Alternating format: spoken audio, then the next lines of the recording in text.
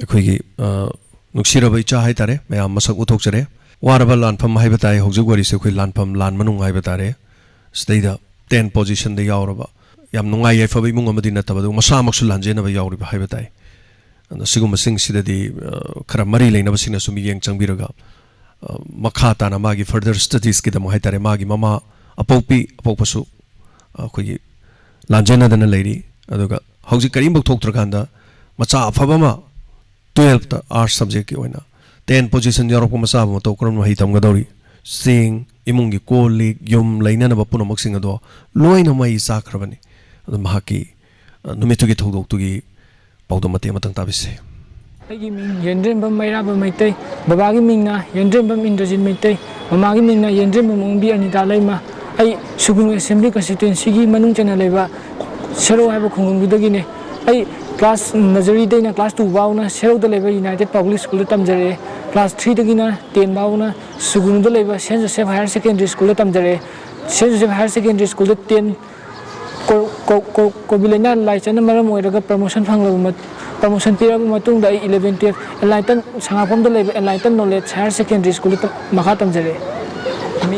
ꯃꯦꯒꯤ ꯇꯥꯡ 3ꯗꯒꯤ ꯍꯧꯗꯨꯅ ꯊꯣꯛꯂꯛꯈꯤꯕ ꯀꯥꯡꯂꯨꯞꯀꯤ ꯏꯔꯥꯡ ꯑꯁꯤꯅ ꯃꯔꯝ ꯑꯣꯏꯔꯒ ꯂꯩꯕꯥꯛ ꯑꯁꯤꯗ ꯂꯩꯔꯤꯕ ꯃꯤꯑꯣꯏ ꯄꯨꯝꯅꯃꯛ ꯑꯋꯥꯕꯁꯤ ꯃꯥꯌꯣꯛꯅꯔꯤ ꯍꯦꯟꯅ ꯑꯋꯥꯕ ꯃꯥꯌꯣꯛꯅꯔꯤꯕꯁꯤꯡꯒꯤ ꯃꯅꯨꯡꯗ ꯃꯐꯝ ꯑꯁꯤꯒꯤ ꯏꯔꯥꯡ ꯑꯁꯤ ꯍꯦꯛ ꯊꯣꯛꯐꯝ ꯑꯣꯏꯔꯤꯕ ꯁ꯭ꯄꯣꯠꯁꯤꯡꯁꯤꯗꯁꯨ ꯍꯦꯜꯂꯤ ꯑꯩꯒꯤ ꯄꯣꯛꯅꯐꯝ ꯂꯝꯗꯝ ꯑꯣꯏꯔꯤꯕ ꯁꯨꯒꯨꯅꯨ ꯀꯦꯟꯗ꯭ꯔꯒꯤ ꯃꯅꯨꯡ ꯆꯟꯅ ꯂꯩꯕ ꯁꯦꯔꯧ ꯍꯥꯏꯔꯤꯕ ꯈꯨꯡꯒꯪ ꯑꯁꯤꯗ ꯃꯦꯒꯤ ꯇꯥꯡ 19ꯗ ꯍꯥꯏꯔꯤꯕ ꯂꯥꯏꯕꯛ ꯊꯤꯕ ꯀꯥꯡꯂꯨꯞꯀꯤ ꯏꯔꯥꯡ ꯑꯁꯤꯁꯨ ꯊꯣꯛꯈꯤ ꯏꯔꯥꯡ ꯑꯁꯤ ꯍꯟꯗꯛꯇ ꯀꯥꯎꯟꯁꯤꯜꯅ ꯂꯧꯗꯨꯅ ꯄꯥꯡꯊꯣꯛꯈꯤꯕ ꯍꯥꯌꯔ ꯁꯦꯀꯦꯟꯗꯔꯤ ꯑꯦꯛꯖꯥꯝ ꯃꯦꯒꯤ ꯇꯥꯡ 22ꯗ ꯍꯥꯏꯗꯣꯛꯈꯤꯕ ꯃꯇꯨꯡ ꯅꯨꯃꯤꯠ 5ꯅꯤ ꯂꯩꯔꯒ ꯊꯣꯛꯈꯤꯕꯅꯤ ꯍꯥꯏꯔꯤꯕ ꯑꯦꯛꯖꯥꯝ ꯑꯁꯤꯗ ꯑꯩꯁꯨ ꯂꯥꯏꯕꯛ ꯐꯗꯅ ꯑꯥꯔꯠꯁ ꯁ꯭ꯇ꯭ꯔꯤꯝꯗ 10 ꯄꯣꯖꯤꯁꯟ ꯐꯪꯖꯈꯤ ꯍꯥꯏꯔꯤꯕ ꯃꯤꯀꯨꯞ ꯑꯁꯤ ꯑꯩꯒꯤ ꯄꯨꯟꯁꯤꯒꯤ ꯑꯣꯏꯅ ꯈ꯭ꯋꯥꯏꯗꯒꯤ ꯅꯨꯡꯉꯥꯏꯕ ꯃꯤꯀꯨꯞꯅꯤ ꯑꯩꯒꯤ ꯄꯨꯟꯁꯤꯒꯤ ꯑꯁꯨꯛ ꯅꯨꯡꯉꯥꯏꯕ ꯃꯤꯀꯨꯞ ꯑꯁꯤꯕꯨ ꯂꯥꯏꯕꯛ ꯊꯤꯕ ꯃꯦꯒꯤ ꯇꯥꯡ 19ꯗ ꯊꯣꯛꯈꯤꯕ ꯊꯧꯗꯣꯛ ꯑꯁꯤꯅ ꯂꯣꯏꯅ ꯃꯥꯡꯍꯟꯕꯤꯈꯤ ꯍꯥꯏꯔꯤꯕ ꯃꯦꯒꯤ ꯇꯥꯡ 19ꯗ ꯊꯧꯗꯣꯛ ꯑꯁꯤ ꯊꯣꯛꯈ꯭ꯔꯕ ꯃꯇꯨꯡꯗ ꯑꯩꯒꯤ ꯌꯨꯝꯗ ꯑꯩꯈꯣꯏꯒꯤꯅꯦ ꯍꯥꯏꯕꯗ ꯀꯔꯤꯝꯇ ꯂꯩꯇ꯭ꯔꯦ ꯑꯗꯨꯒꯤ ꯃꯇꯨꯡ ꯃꯦꯒꯤ ꯇꯥꯡ 19ꯗ ꯑꯩꯈꯣꯏ MLAꯅ ꯒꯥꯔꯤ ꯈꯔ ꯁꯤꯟꯕꯤꯗꯨꯅ ꯁꯨꯒꯨꯅꯨ ꯐꯥꯎ ꯊꯣꯛꯂꯛꯈꯤ ꯁꯨꯒꯨꯅꯨ ꯐꯥꯎ ꯊꯣꯛꯂꯛꯑꯕ ꯃꯇꯨꯡꯗ ꯋꯥꯕꯒꯥꯏꯗ ꯂꯩꯕ ꯔꯤꯂꯤꯐ ꯀꯦꯝꯞ ꯑꯃꯗ ꯑꯍꯤꯡ ꯑꯃ ꯂꯦꯜꯂꯕ ꯃꯇꯨꯡꯗ ꯑꯩꯈꯣꯏ ꯈꯥꯡꯉꯕꯣꯛ ꯍꯥꯌꯔ ꯁꯦꯀꯦꯟꯗꯔꯤꯗ ꯍꯥꯡꯕ ꯔꯤꯂꯤꯐ ꯀꯦꯝꯞ ꯑꯃꯗ ꯃꯇꯝ ꯈꯔ ꯂꯩꯔꯝꯈꯤ ꯑꯗꯨꯒꯤ ꯃꯇꯨꯡ ꯂꯩꯉꯥꯛꯀꯤ ꯑꯣꯔꯗꯔ ꯑꯃꯅ ꯁ꯭ꯀꯨꯜ ꯀꯥꯕ ꯍꯧꯔꯅꯤ ꯍꯥꯏꯕꯗꯒꯤ ꯃꯐꯝ ꯑꯁꯤꯗ ꯑꯩꯈꯣꯏ ꯔꯤꯂꯤꯐ ꯀꯦꯝꯞ ꯑꯁꯤ ꯁꯤꯜꯂꯛꯈꯤ ꯍꯥꯏꯔꯤꯕ ꯑꯩꯈꯣꯏꯒꯤ ꯈꯨꯟ ꯑꯁꯤꯗ ꯃꯃꯥ ꯕꯕꯥ ꯒꯣꯚꯔꯟꯃꯦꯟꯠꯒꯤ ꯑꯦꯝꯄ꯭ꯂꯣꯌꯤꯃꯛ ꯅꯠꯇꯕꯅꯤꯅ ꯃꯈꯣꯏꯅ ꯁꯨꯔ ꯅꯣꯝꯂꯒ ꯌꯥꯝ ꯋꯥꯅ ꯋꯥꯔꯁꯨ ꯃꯤꯒꯤ ꯃꯤꯄꯥꯟ ꯇꯥꯡꯗꯅ ꯑꯩꯈꯣꯏꯕꯨ ꯂꯥꯏꯔꯤꯛ ꯇꯝꯍꯟꯕꯤꯔꯝꯃꯦ ꯑꯗꯨꯕꯨ ꯍꯥꯏꯔꯤꯕ ꯂꯥꯏꯕꯛ ꯊꯤꯕ ꯀꯥꯡꯂꯨꯞꯀꯤ ꯏꯔꯥꯡ ꯑꯁꯤꯗ ꯑꯩꯈꯣꯏꯒꯤ ꯏꯃꯨꯡꯒꯤ ꯏꯟꯀꯝ ꯂꯥꯛꯐꯝ ꯑꯣꯏꯔꯤꯕ ꯑꯩꯈꯣꯏꯒꯤ ꯇ꯭ꯔꯦꯛꯇꯔ ꯌꯥꯎꯅ ꯑꯩꯈꯣꯏꯒꯤ ꯈꯨꯟꯒꯤ ꯄꯣꯠ ꯑꯌꯥꯝꯕ ꯃꯥꯡꯈꯤ ꯍꯥꯏꯔꯤꯕ ꯏꯔꯥꯡ ꯑꯁꯤꯅ ꯃꯔꯝ ꯑꯣꯏꯔꯒ ꯑꯩꯈꯣꯏꯅ ꯆꯍꯤ ꯑꯃꯒꯤ ꯂꯧꯆꯈꯤꯕ ꯐꯧ ꯍꯪꯒꯥꯝ ꯍꯋꯥꯏ ꯃꯁꯨꯔꯤ ꯌꯣꯟꯅꯤꯡꯉꯥꯏ ꯊꯝꯕ ꯄꯨꯝꯅꯃꯛꯁꯨ ꯃꯥꯡꯍꯟꯕꯤꯈꯤ ꯃꯁꯤꯅ ꯃꯔꯝ ꯑꯣꯏꯔꯒ ꯃꯈꯥ ꯇꯥꯅ ꯂꯥꯏꯔꯤꯛ ꯇꯝꯕ ꯐꯪꯒꯗ꯭ꯔꯥ ꯐꯪꯉꯣꯏꯗ꯭ꯔꯥ ꯍꯥꯏꯕꯒꯤ ꯋꯥꯈꯜ ꯑꯃꯅ ꯑꯩꯁꯨ ꯃꯇꯝ ꯈꯔ ꯆꯔꯥꯡꯅꯈꯤ ꯑꯩ ꯂꯥꯏꯔꯤꯛ ꯇꯝꯕ ꯇꯣꯛꯑꯒꯦ ꯍꯥꯏꯅ ꯐꯥꯎ ꯈꯜꯂꯝꯈꯤ ꯑꯗꯨꯕు ꯃꯇꯝ ꯈꯔ ꯂꯩꯔꯒ ꯈꯥꯡꯉꯕꯣꯛ ꯔꯤꯂꯤꯐ ꯀꯝꯃꯤꯇꯤꯅ ꯁꯤꯟꯕꯤꯗꯨꯅ ꯅ꯭ꯌꯨꯁꯄꯦꯄꯔꯗ ꯍꯥꯞꯄꯤꯕꯗꯒꯤꯗꯤ ꯃꯌꯥꯝꯅ ꯃꯇꯦꯡ ꯈꯔ ꯄꯥꯡꯕꯤꯔꯛꯄ ꯑꯗꯨꯗꯒꯤ ꯑꯦꯝꯁꯨꯁꯨ ꯂꯥꯛꯄꯤꯔꯝꯃꯤ ꯃꯈꯣꯏꯅꯁꯨ ꯌꯥꯝ ꯃꯣꯇꯤꯚꯦꯁꯅꯦꯜ ꯑꯣꯏꯕ ꯋꯥꯍꯩ ꯃꯌꯥꯝ ꯑꯩꯉꯣꯟꯗ ꯍꯥꯏꯕꯤꯔꯝꯃꯤ ꯑꯗꯨꯅ ꯃꯔꯝ ꯑꯣꯏꯔꯒ ꯑꯩ ꯃꯈꯥ ꯇꯥꯅ ꯂꯥꯏꯔꯤꯛ ꯇꯝꯊꯒꯦ ꯍꯥꯏꯕꯗꯤ ꯑꯃꯨꯛ ꯈꯜꯂꯛꯈꯤ ꯑꯗꯨꯒꯤ ꯃꯇꯨꯡ ꯊꯧꯕꯥꯜꯒꯤ DC ꯁꯥꯔ A ꯁꯨꯕꯥꯁꯅ ꯁꯤꯟꯕꯤꯗꯨꯅ ꯃꯍꯥꯛꯅ DM ꯀꯣꯂꯦꯖ ꯑꯣꯐ ꯑꯥꯔꯠꯁꯇ ꯃꯈꯥ ꯇꯥꯅ ꯆꯍꯤ 3 ꯒ꯭ꯔꯦꯖꯨꯑꯦꯁꯟ ꯐ꯭ꯔꯤꯗ ꯇꯝꯅꯕꯒꯤꯗꯃꯛ ꯋꯥꯐꯝ ꯍꯥꯏꯔꯛꯈꯤ ꯑꯗꯨꯕꯨ ꯍꯥꯏꯔꯤꯕ ꯏꯔꯥꯡ ꯑꯁꯤ ꯐꯒꯠꯂꯛꯄꯒꯤ ꯃꯃꯤ ꯁꯨꯡꯎ ꯎꯗꯕꯗꯒꯤ ꯑꯩ ꯌꯥꯝꯅ ꯃꯃꯥꯍꯣꯏꯅꯁꯨ ꯌꯥꯝꯅ ꯂꯥꯞꯅ ꯆꯠꯍꯟꯕ ꯄꯥꯝꯗꯕꯗꯒꯤ ꯅꯣꯔꯠ ꯏꯁꯀꯤ ꯀꯣꯂꯦꯖ खर रेजिस्टार तौर हूँ मेरी लिस्ट नाइजरी मपान लम तब है सेल की मथौ ngaktane सेल लाफम लंबी पुनमते लेट्रे है हूँ मीन मतें खर पांगा चक्कनी हेक अगर अगाई लाइक तमसे पाजरपन मरम चंजलूब लंबी ममायनसु हंतोब पादबदी गुवाहाटी तम की प्लान हौजी लेजरी नतना छात्र महैरों अवाब चैथिंग पीरी इंटरनेट थिंगी इंटरनेट थिंगने रेजिस्ट्रेशन तब खोद प्रॉब्लम लेके नतना आगाम नॉलेज अपडेट तौगदब स्कूल स्कूल चलगा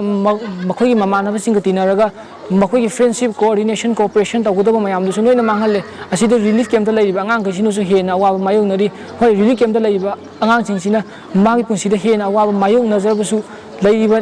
अंगांगसिंग अतोप अंगांगसिंगसु स्कूल कादबनिना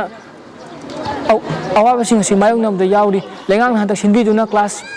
8 फाउदी स्कूल काहनबिरे मसि कारिबसिजु मपुंग फाना काबगी ममीदी लेते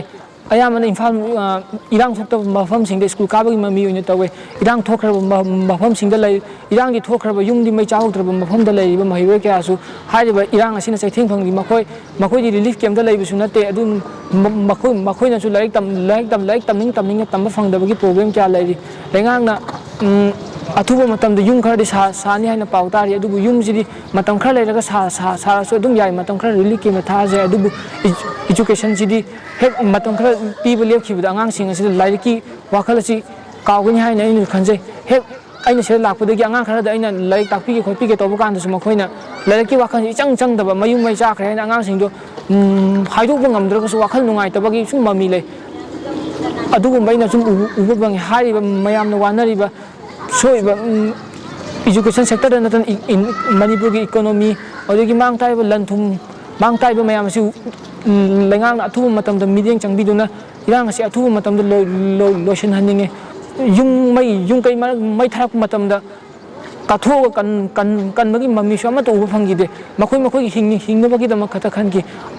assume तौरिब state force अदगी central force सिंग असि तोलो पीरगा थंबगी मरमजु खंगनिंगे गवर्नमेंट दा अदुगा टेररिस्ट की थोंग सिंग चाथरिब कुकी मिलिटेंट सिंग अथुब मतम द तकथोक्तना मणिपुर दा अथुब मतम दा इंग तब पुरक्तुना हानगी पुंसिदा लैनिंबगी अपामबदो फुंगतुनी मसिनी नुक्सिरबा इच्छा हाइजबा तारे यामना नुक्सिरबा मराइबक थीबा हाइबताई अदुगा महाकुंबा अखोगी 12 ता पास तौरबा अदुगा 10 पोजीशन दा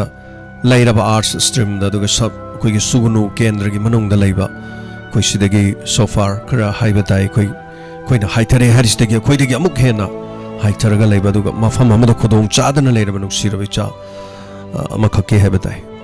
सोइदनमकी तुंगदा करिगुंबा मसक थोकपा थबक अमा तौरकलगदबा लैबा असिगी सोइदना अदुगा चौबा इमुंग मनुंगी दायित्व अमा लौरकदबा not only मागी इमुंग मनुंग खक्ता नतन मागी केरोल लेकाई सना लेपाक सिगी दमक करिगुंबा फिरेफ पांदम अमदा सोइदना लाकलगदबा इच्छा अमनि हाइबताई अदुर महाकुंबा अमदा मरी लेनबसिंग खरा इंस्टीट्यूशन अखोइगे सौ सौ लेरिसिंग सिना खरा हेना याम तिंगबांग हनिंग हाइतरे माकी मसै मही मसिंग तमगी ओरो मगी ओरो अदुना अतै टेंदो ओरम तारदी अखोइगी स्कूल की माई ओरदौनी हाइदने स्कूल हांगिबा सौ सौ स्कूल हांगबसिंगसिना पैसागा पीरगा लुपा लामनिगा पीरगा महाकु लोक्सन बिखरदौनी अदुबा 12 तो ओइगिबनिना हौजि मखाताना मा करि तौगदगे हाइबा खरा हेनि येंगसिनबरगा मागी ट्रेट तो खंगदो पिरकांदा मरी लेनबसिंग मतेंग पांगबिरबदि क्यादा नुंगाइगनि मार्क्स दे कॉल लखोजगे हेलो